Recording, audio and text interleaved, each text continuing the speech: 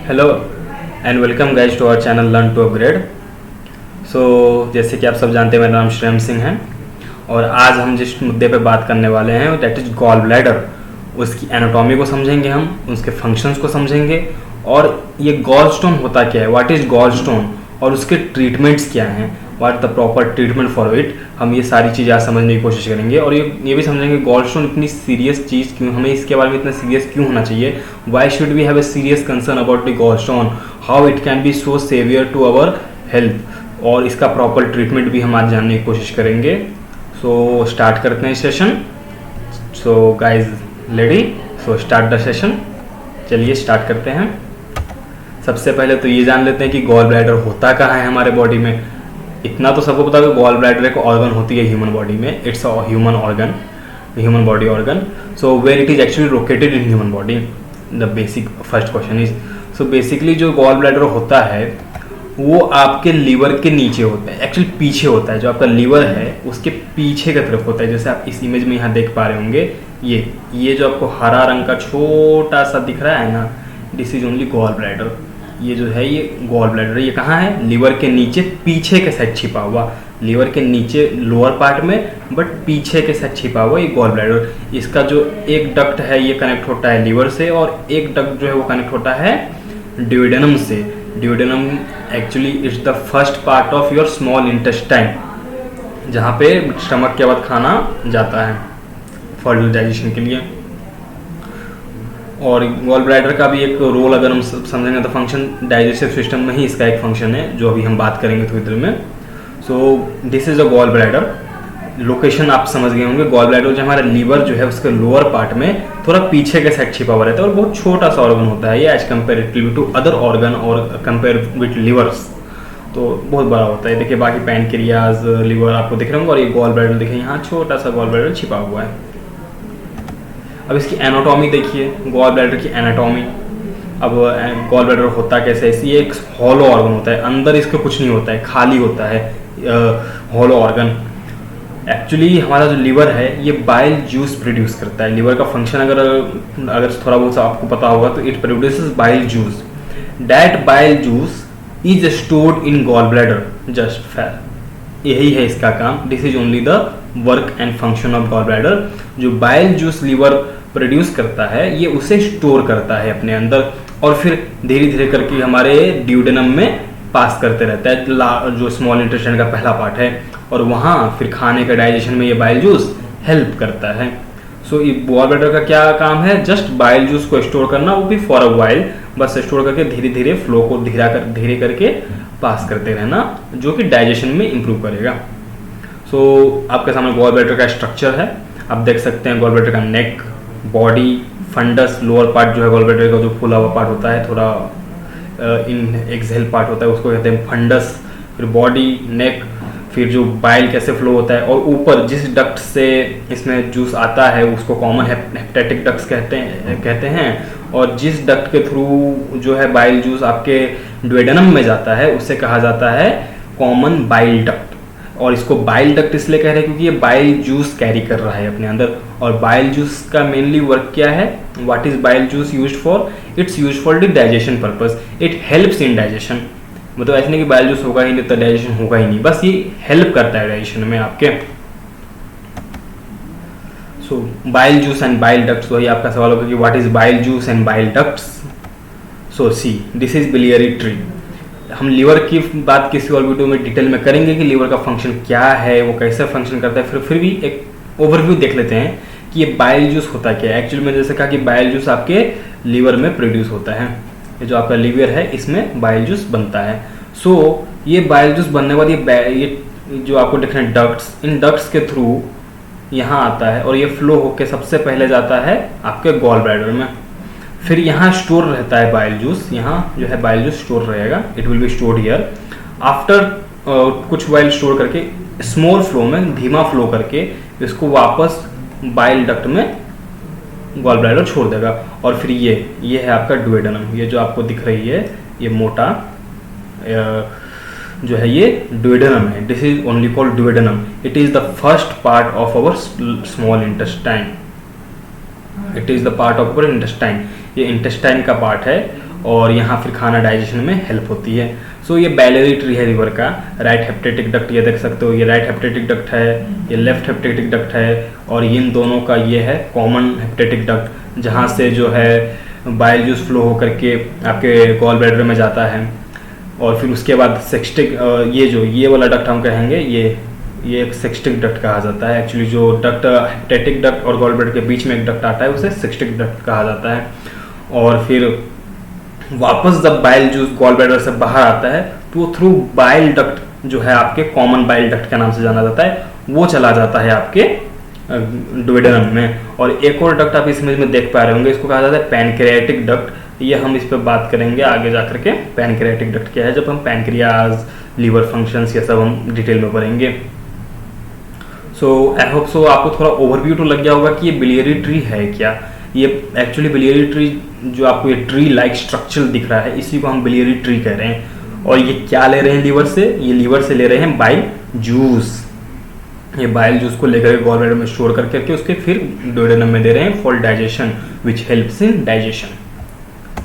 आगे चलते हैं फंक्शंस ऑफ गॉल ब्लैडर में। सो मैंने क्या कहा, ये आपका है लीवर। लीवर से पे आपका ये डक्ट कॉमन हेपेटिक डक्ट आया, कॉमन हेपेटिक डक्ट से फिर गॉल ब्लैडर में गया आपका बाइल जूस। फिर गॉल ब्लैडर से जो है बाइल जूस जो है थ्रू बाइल डक्ट, ये आपका बाइल डक्ट, इसके थ्रू कहाँ गया, डुओडेनम में, जो इंटेस्टाइन का ही एक पार्ट है, फर्स्ट पार्ट ऑफ इंटेस्टाइन, इसमें चला। और यहाँ क्या काम करता है, डाइजेशन में हेल्प। तो क्या हुआ function of gall bladder, just a single function. Gall bladder just a single function carry करता है, जो है helps in digestion. Digestive system में एक हेल्पर का काम करता है, वो डाइजेशन सिस्टम में हेल्प करता है बाइल जूस मिला के, यही काम है। और सपोज गॉल ब्लैडर नहीं हुआ तो क्या होगा, नो वरीज, जो हमारा बाइल जूस है वो डायरेक्ट फ्लो होगा इंटेस्टाइन में। बस कुछ चीज़ें हो सकती हैं कि खाना डाइजेशन में दिक्कत आएगी, जल्दी ये हो जाएगा, डाइजेस्ट हो जाएगा, क्योंकि एक्सेस अमाउंट में बाइल जूस फ्लो हो रहा है, तो वो छोटे मोटे कॉम्प्लिकेशंस आ सकते हैं। But it's not like that कि ये ऑर्गन रहा ही नहीं बॉडी में तो फिर आपका सर्वाइवल पे बात आ जाए, ऐसी कोई बात यहाँ है नहीं कि आपके सर्वाइवल को ये चैलेंज करे ये ऑर्गन। सो ये कैरी करता है बस बाइल जूस और फ्लो रोकता है। इसका फंक्शन क्या है, फंक्शन इज डाइजेस्टिव सिस्टम में हेल्प करता है, डाइजेस्टिव सिस्टम में ये हेल्प करता है। Just this is the function. So this was all about the gall bladder, कि गॉल ब्लैडर क्या है, कहाँ है गॉल ब्लैडर, एक बार रिवाइज कर लेते हैं। गॉल ब्लैडर कहाँ है, गॉल ब्लैडर आपके लीवर के लोअर पोर्शन में पीछे की तरफ छोटा सा छिपा हुआ बैठा है।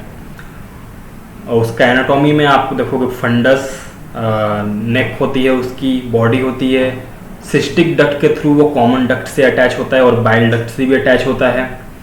सिस्टिक डक्ट के थ्रू बाइल जूस जो है लीवर से गॉल ब्लैडर में आता है, और बाइल डक्ट के थ्रू जो बाइल जूस है गॉल ब्लैडर से डुओडेनम में जाता है।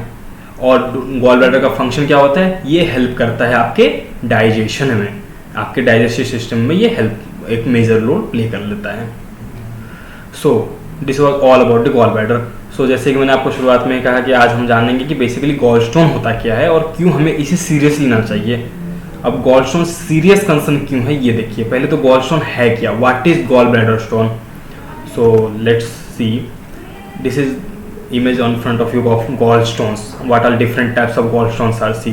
आप इस इमेज में देख सकते हैं, ये देखिए गॉल ब्लैडर के अंदर, जैसे कि मैंने कहा ये एक हॉलो ऑर्गन है, तो ये हॉलो ऑर्गन के अंदर बाइल जूस रहता है। बहुत सारे कारणों से हम बताएंगे अभी, हम आपको बताएंगे अभी क्या कारणों से क्या हो सकते हैं कारण गॉल स्टोन बनने के। यहाँ स्टोन्स बन जाते हैं, ये स्टोन्स कभी कभी मोबाइल स्टोन्स होते हैं, कभी कभी फिक्स्ड रहते हैं, जब बड़े साइज के हो जाते हैं तो ये स्टोन्स बन जाते हैं अंदर। ये देखिए ये स्टोन्स जो है ना जमा हो जाते हैं गॉल ब्लैडर में, ये देख सकते हैं ये स्टोन्स।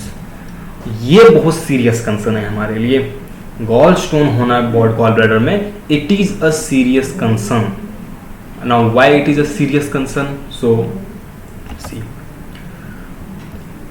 गॉल स्टोन अगर हमारे गॉल ब्लैडर में हो गया तो गॉल ब्लैडर सबसे पहली बात तो प्रॉपरली फंक्शन करना बंद कर देगा, और धीरे धीरे जो स्टोन है गॉल ब्लैडर की अंदरूनी इंटीरियर लेयर को डैमेज करना स्टार्ट करेगा, it will start damaging the interior layer of the gall bladder, और it may became so severe in future that it may result in gallbladder cancer. In most of the cases it has been found कि वो आगे जाकर के gall bladder cancer का रूप ले लेता है.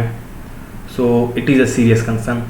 सो गॉल स्टोन समझ गए आप क्या है, जो हमारे गॉल ब्लैडर में स्टोन से इकट्ठे हो जाते हैं. समटाइम इट में बी मोबाइल स्टोन और समटाइम इट पे फिक्स्ड स्टोन बड़े साइज का हो जाता है. सो मोबाइल स्टोन बेसिकली छोटे ही होते हैं और फिक्स्ड जो रहते हैं वो बड़े साइज के होते हैं. It's much comparatively bigger than the mobile stone. So दो टाइप के gallstone होते हैं. There are two types of gallstone. Firstly, it's cholesterol gallstone and pigment gallstone. As I said, cholesterol gallstone, these are yellowish in color, और ये नाम से आप समझ सकते हो cholesterol gallstone. तो ये हाई कोलेस्ट्रॉल से बनने वाले गॉलस्टोन्स हैं.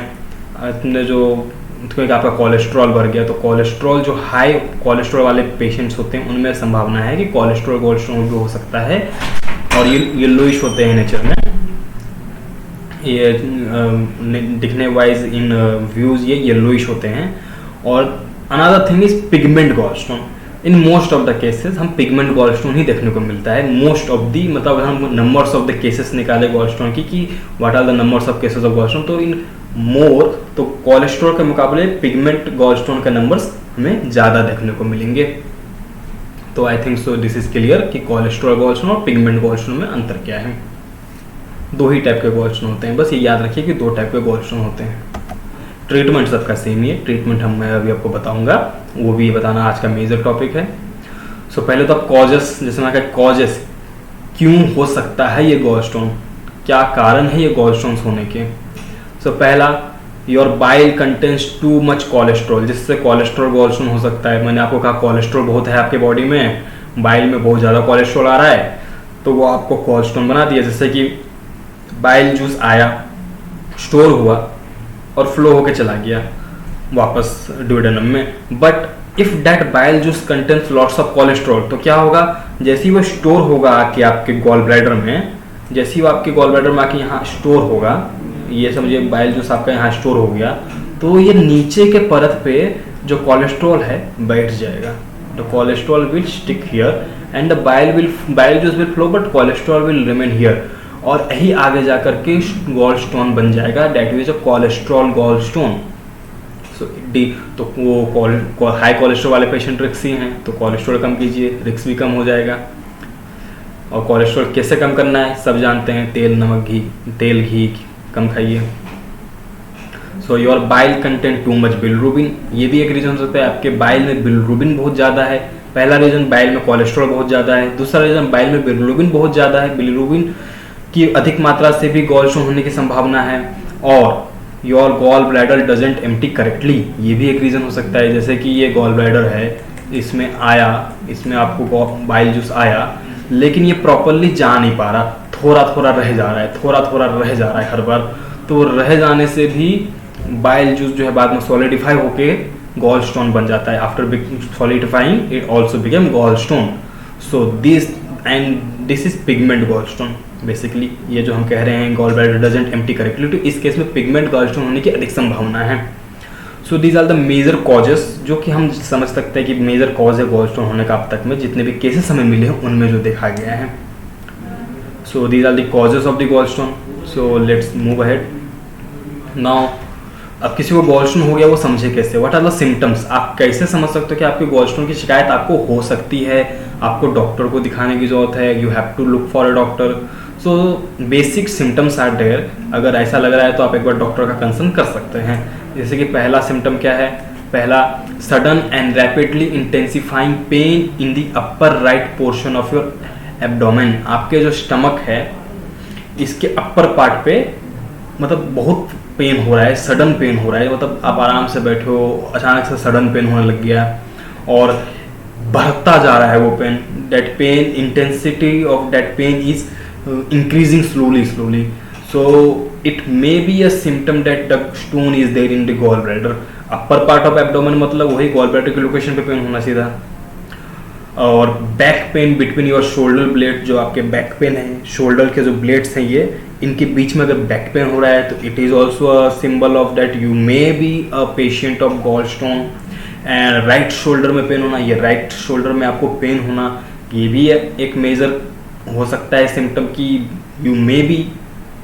एंड फोर्थ, नॉसिया और वॉमिटिंग भी से, वॉमिटिंग तो होगी, बाइल जूस ठीक से फ्लो नहीं हो पा रहा, या ज़्यादा फ्लो हो रहा है, या ठीक से नहीं हो पा रहा है फ्लो, बेसिकली ठीक से नहीं हो पा रहा है फ्लो, क्योंकि फ्लो रुक जाता है बेसिकली, और ज़्यादा कभी कभी हो जाता है।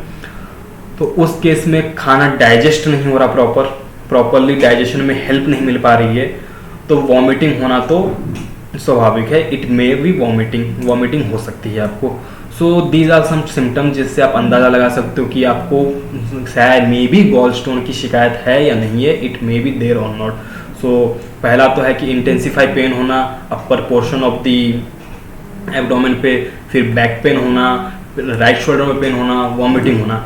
और ये क्योंकि बेसिक सिम्टम्स हैं इसलिए बहुत सारे लोग इसे अवॉइड कर देते हैं कभी कभी कि भाई स्टमक में पेन हो रहा है, ऐसे ही हो रहा होगा, पेट दर्द की गोली खा लिए, बैक पेन हो रहा है पैरासीटामोल लेके खा लिए, राइट शोल्डर्स में पेन हो रहा है पैरासीटामोल खा लिए, उल्टी हो रही तो खाना नहीं पचा होगा। कभी कभी हो सकता है कि नहीं, इससे आगे भी बात हो, एक दो बार हो ठीक है, अगर बार बार ऐसा आपको हो रहा है तो you should concern to a doctor कि एक बार वो चेक कर लें आपको कि स्टोन होने की शिकायत है या नहीं है। It may result in gall stone. और नेग्लेक्शन का रिजल्ट क्या होता है ये मैं भी आपको बताऊंगा कुछ ही समय में, कि अगर आप उसको नेग्लेक्ट करते जाएं तो इसका रिजल्ट कितना सेवियर हो सकता है। वीडियो आज का बनाने का यही मकसद है कि आप वो जागरूक हों इसके बारे में और समय से ट्रीटमेंट ले और समय से इन चीज़ों को पहचानें। सो अब रिस्क फैक्टर्स क्या हैं, किन लोगों को गॉल स्टोन होने की अधिक संभावना है। पहला, being female. If you are a female you are high risk side, मतलब मामून पाया गया कि गॉल स्टोन जो है अभी तक हुए हैं केसेस अगर देखें तो 100 केसेस हैं तो उसमें 72 to 80 cases, it's a huge number, 70 to 80 cases are in the females gall stone की। जहाँ तक बात करें गॉल ब्लैडर स्टोन की, और उन पर भी अगर देखें तो 70 to 80% जो है 40 और ओल्डर होते हैं एज के। और नेटिव अमेरिकन, जो मैंने यहाँ वर्ड यूज किया, नेटिव अमेरिकन जो लोग हैं उनमें भी ज़्यादा देखने को मिल सकता है वहाँ, तो वहाँ प्रपोर्शन ज़्यादा है गॉल स्टोन होने का, इसलिए वर्ड यूज किया है कि नेटिव अमेरिकन है तो तब भी रिस्क है। फिर मैक्सिकन ओरिजिन है, हिस्पैनिक ओरिजिन है, तब भी रिस्क है आपको गॉल स्टोन होने का, क्योंकि इनका एरिया ऐसा है कि इनका खान पान का तरीका ऐसा है, उनका डेली फूड हैबिट्स के वजह से इनको हायर रिस्क कैटेगरी में रखा गया है कि इनको रिस्क ज़्यादा है। फिर ओवरवेट होना भी गॉल स्टोन का कारण हो सकता है, क्योंकि मैंने क्या कहा, कोलेस्ट्रॉल कहा ना, कोलेस्ट्रॉल और बिलिरुबिन की मात्रा अधिक होगी बैल जूस में, तब भी गॉल स्टोन बन सकता है। और ओवरवेट होना ऑब्वियसली गॉल स्टोन का कारण आपको बन सकता है, तो वेट मेंटेन करते चलिए, keep maintaining your weight. Being sedentary, being pregnant लोग ज़्यादा रिस्की हैं। ये जो मैं आपको लिस्ट बता रहा हूँ ये ज़्यादा रिस्की लोग हैं, these are high risk patients, ये ज़्यादा रिस्की हो सकते हैं गॉल स्टोन को लेकर के। महिलाएं हैं तो उनको होने की अधिक संभावना है, 40+ है तो उनको होने की अधिक संभावना है, नेटिव अमेरिकन मैक्सिमम ओरिजिन को होने की अधिक संभावना है। वेट ज़्यादा है आपका तब भी आपको होने की अधिक संभावना है, प्रेग्नेंट महिलाओं को भी होने की संभावना अधिक ही रहती है। फिर हाई फैट डाइट लेना, ये तो ऑब्वियस सी बात है, हाई फैट डाइट लेना तो पूछिए मत, हर चीज़ के लिए नुकसानदायक है, हमारी पूरी बॉडी के लिए ही it is dangerous to take a high fat diet, high fat, so it's better to live a healthy lifestyle and eat healthy. और ईटिंग हाई कोलेस्ट्रॉल डाइट सबसे बड़ा कारण, कोलेस्ट्रॉल गॉल स्टोन बनने का कारण ही है कोलेस्ट्रॉल, और हाई कोलेस्ट्रॉल डाइट लोगे तो रिस्क तो बढ़ेगा ही बढ़ेगा आपका।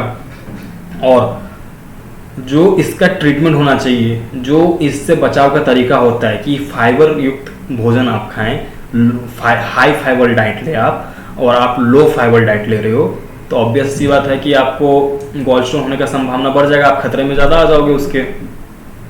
So please eat a high fibre food, जैसे गाजर हो गया, मूली हो गया, कैरेट, ये सब लीजिए।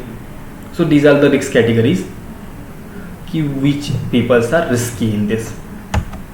सो नाउ कॉम्प्लिकेशंस।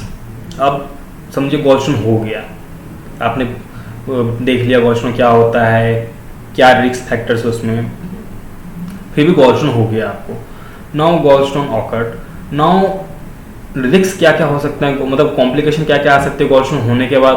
पहला तो गॉल ब्लैडर में इन्फ्लेमेशन होगा, जलन गॉल ब्लैडर में। फिर जो है कॉमन बाइल डक्ट है वो ब्लॉक हो सकता है। कॉमन बाइल डक्ट मैंने क्या कहा, जो डक्ट आपके बाइल जूस को गॉल ब्लैडर से ड्यूडेनम तक ले जाता है, उस डक्ट को हम कहते हैं common bile duct. Gall bladder से पहले सिस्टिक डक्ट में जाता है, सिस्टिक डक्ट से फिर जाता है कॉमन बाइल डक्ट में। रिमेंबर कीजिएगा बीच में एक डक्ट है सिस्टिक डक्ट जो गॉल ब्लैडर और इंडक्ट्स के बीच में आता है। So common bile duct block हो सकता है जिससे कि बाइल जूस का फ्लो रुक सकता है आपके ड्यूडेनम में जाने से। और पैनक्रियाटिक डक्ट का भी ब्लॉकेज हो सकता है। मैंने आपको बिलियरी ट्री से दिखा दिया था, क्योंकि आपको अभी मैं वर्ड यूज करूंगा पैनक्रियाटिक डक्ट, तो आपको समझ आना चाहिए कि पैनक्रियाटिक डक्ट कहाँ पे है। तो मैंने बिलियरी ट्री में आपको दिखाया हुआ है पैनक्रियाटिक डक्ट कहाँ पे है, वो भी ब्लॉक हो सकता है। और अल्टीमेटली लास्ट में जो मैंने आपको बताया था, गॉल ब्लैडर कैंसर तो हो ही सकता है, उसमें कोई इशू ही नहीं है कि गॉल ब्लैडर कैंसर आपका जो है इंटीरियर लेयर को डैमेज करता चला जाएगा। Gall stone will damage the interior layers of your gall bladder.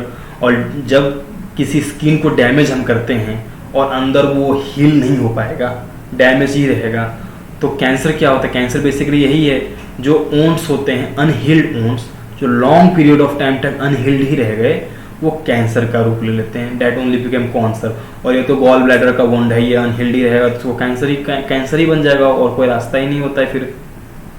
सो ये अब कॉम्प्लिकेशंस आपको हो सकती हैं। अब बचना कैसे है? अब गॉल स्टोन हो गया समझिए आपको, अपने कॉम्प्लिकेशंस आ रही हैं, लेकिन अब ये सब ना हो इसके लिए आपको क्या करना चाहिए? व्हाट आर द बचाव? तो पहली बात, स्किप मत कीजिए meal, don't skip your meal. Timely खाना खाइए और सही खाना खाइए। Be take timely diet and take a proper diet. अपना वजन जो है स्लोली घटाते रहिए। Keep maintaining your diet, keep your weight maintain रखिए अपने वेट को। और जैसे कि मैंने पहले भी कहा, हाई फाइबर फूड खाइए, कैरेट हो गया ये खाइए, हाई फाइबर रिच फ्रूट्स खाइए, फूड खाइए, उससे it will decrease the chances of the gall stone. और हेल्दी वेट तो रख ही रहिए। नाउ दिस वाज द कि आप बच कैसे सकते हो गॉल ब्लैडर से। लेकिन सपोज हो ही गया है आप किसी को गॉल ब्लैडर, तो उसका ट्रीटमेंट क्या है? उसका सही ट्रीटमेंट भी जानना चाहिए कि अब गॉल ब्लैडर हो गया तो हो गया, अब उसका ट्रीटमेंट क्या है। सो चलिए ट्रीटमेंट देख लेते हैं। कुछ 4-5 बेसिक ट्रीटमेंट हैं जो प्रॉपर ट्रीटमेंट अवेलेबल हैं। सो पहला तो अगर इट जस्ट स्टार्टिंग स्टेज, बहुत कम केस में होता है ये वाला, तो अगर कोई स्टार्टिंग केस ही है तो doctor may prescribe you some oral medicines, जिन मेडिसिन्स को खा करके मे बी वो जो आपके गॉल स्टोन्स हैं वो पिघल जाएं और निकल जाएं आपके बॉडी से बाहर through your intestines. It may be possible but it's totally depend कि डॉक्टर क्या सजेस्ट कर रहे हैं आपको, डॉक्टर कैसे कह रहे हैं। तो पहला तो है मेडिसिन से हो सकता है। दूसरा एक और तरीका है ERCP। तो ERCP भी एक तरीका है जिससे गॉल स्टोन को ट्रीट किया जा सकता है। ये एंडोस्कोपिक रेट्रोग्रेड मेथड है, इससे आपके गॉल स्टोन को ट्रीट किया जा सकता है। इसमें बेसिकली डॉक्टर जो है फिजिकली आपके बॉडी के अंदर लुक अराउंड करते हैं गॉल स्टोन के लिए, हंट करते हैं गॉल स्टोन के लिए। So this is also a method, expensive method. Third method is ESWL. This is also a method, is a shock wave. ये एक शॉक वेव होता है। जैसे आपने अल्ट्रासोनिक वेव सुना होगा कि हम यहाँ से वेव्स छोड़ते हैं, उधर से वेव्स टकरा के वापस आती हैं, फिर इमेज फॉर्म हो जाता है जिस पर बैट चलता है। तो ये भी एक शॉक वेव ही है, बट ये शॉक वेव हमारे वो गॉल स्टोन को तोड़ देता है। It destroy our gall stone. उसको स्मॉल पार्टिकल्स पे, इतने स्मॉल पार्टिकल्स में डिवाइड कर देगा कि वो इजीली बाइल जूस के थ्रू फ्लो होकर इंटेस्टाइन के थ्रू बाहर आ जाए बॉडी के। ये एक मेथड है। वेव्स से ये शॉक वेव देते हैं अंदर गॉल ब्लैडर को, जहाँ पे वो अगर वो गॉल स्टोन है तो वो स्मॉल पार्टिकल्स में बिखर जाएं। बेसिकली वेव्स छोड़ा जाता है, यहाँ से वेव्स छोड़ा जाता है, वो अंदर जाके स्टोन को हिट करते हैं वेव्स, और स्टोन की उनकी इंटेंसिटी इतनी होती है कि वो स्टोन को ब्रेक करने की कैपेबिलिटी रखते हैं स्मॉल पार्टिकल्स में। But this also depends on totally on doctors advice कि आपकी, क्योंकि मैं जितने भी ट्रीटमेंट बता रहा हूँ ये डिफर करते हैं पेशेंट टू पेशेंट्स। सो किसी पेशेंट को अलग ट्रीटमेंट लग सकता है, किसी पेशेंट को अलग ट्रीटमेंट लग सकता है, तो it differ from patient to patients. So it's totally depends on doctor. So आपको ट्रीटमेंट लेना है तो आप डॉक्टर के पास ही जाइए, पर these are some treatments I am explaining here. And fourth thing, it's open gall bladder stone surgery. ये ओपन सर्जरी होती है, इट्स ऑपरेशन। आपका सीधा ओपन स्टमक ओपन करके गॉल ब्लैडर को ओपन करके सर्जरी की जाती है, gall bladder removal, stone removal किया जाता है। बेसिकली इसमें गॉल ब्लैडर को ही रिमूव कर दिया जाता है कि टेंशन ही नहीं। और इस तभी किया जाता है मोस्ट ऑफ द केसेस में, अगर केस जो थोड़ा सा आगे आप आगे सेवियर हो गया है, स्टोन जो है आपका मोबाइल स्टोन है और डैमेज हो चुका है आपका गॉल ब्लैडर, थोड़ा अंदर की स्किन जो है उसकी interior skin of gall bladder damage हो चुकी है, तो उसको छोड़ने का कोई मतलब नहीं है। और जैसे कि मैंने आपको कहा था कि गॉल ब्लैडर एक ऐसा ऑर्गन नहीं है कि जिसके निकलने से आपके सर्वाइवल पर बात आ जाए, तो gall bladder, open gall bladder stone surgery भी एक ऑप्शन है।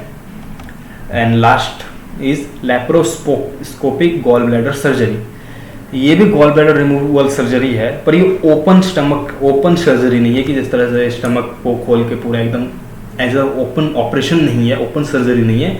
इसमें मिनिमम कट्स मारे जाते हैं, 3 होल किए जाते हैं बेसिकली, और उसी के थ्रू डॉक्टर ट्रीट करते हैं और गॉल ब्लैडर को रिमूव करके बाहर निकाल लेते हैं और डक्ट्स को बंद कर देते हैं।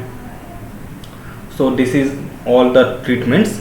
जस्ट ये सर्जरी है, गॉल ब्लैडर रिमूवल सर्जरी है, बट इट्स नॉट, इसमें कोई वोंट्स ज़्यादा नहीं होते हैं, बस 3 होल किए जाते हैं आपके स्टमक में, और ये भी डॉक्टर ही प्रिस्क्राइब करेंगे। So these are the 5 basic treatments for the gall bladder stone. It differs patient to patient, अलग अलग पेशेंट को अलग अलग तरीके से ट्रीट किया जाता है। सो आप डॉक्टर के पास जाइए, डॉक्टर आपको जो ट्रीटमेंट सजेस्ट करे आप उसे लीजिए।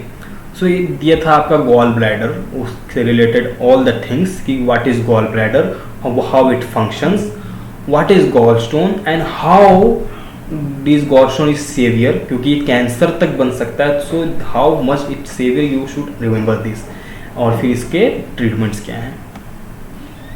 नाउ जब मैंने कहा ये 2 सर्जरी से आपके गॉल ब्लैडर को रिमूव किया जाता है, सो उसके बाद डाइट आपको थोड़ी बदलनी पड़ सकती है, क्योंकि मैंने कहा था गॉल ब्लैडर फ्लो जो है बाइल जूस की रोक कर रखता है, और तो स्लोली बाइल जूस को देता है आपके ड्यूडेनम में।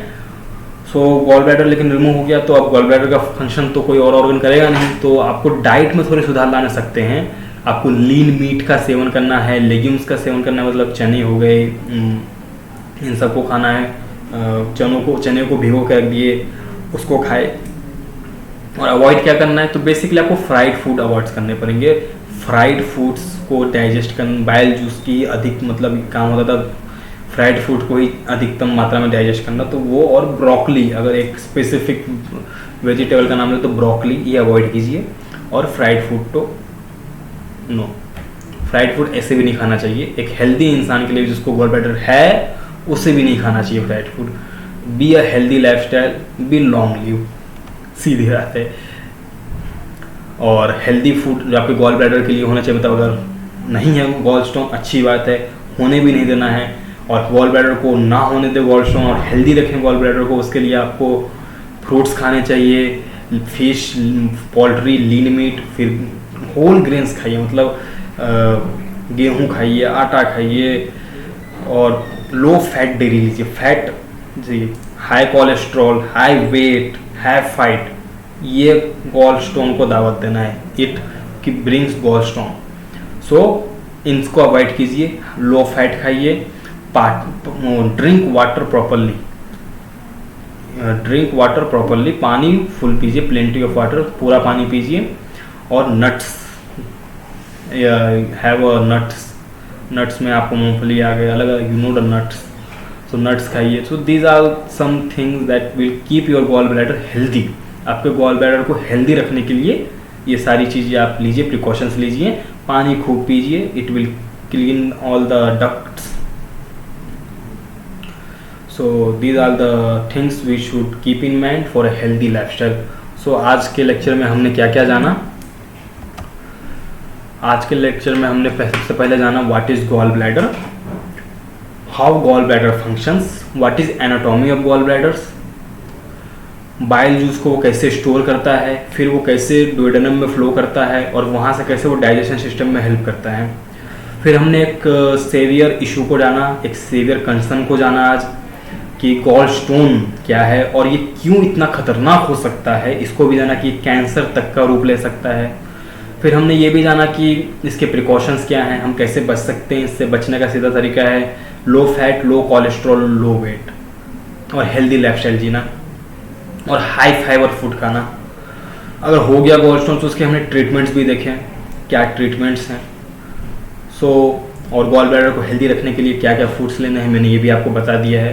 सो आई होप सो आज की वीडियो से आप लोग को बहुत कुछ सीखने को मिला होगा और अगर आपको हमारी वीडियो अच्छी लगी तो प्लीज़ लाइक कीजिए, शेयर कीजिए और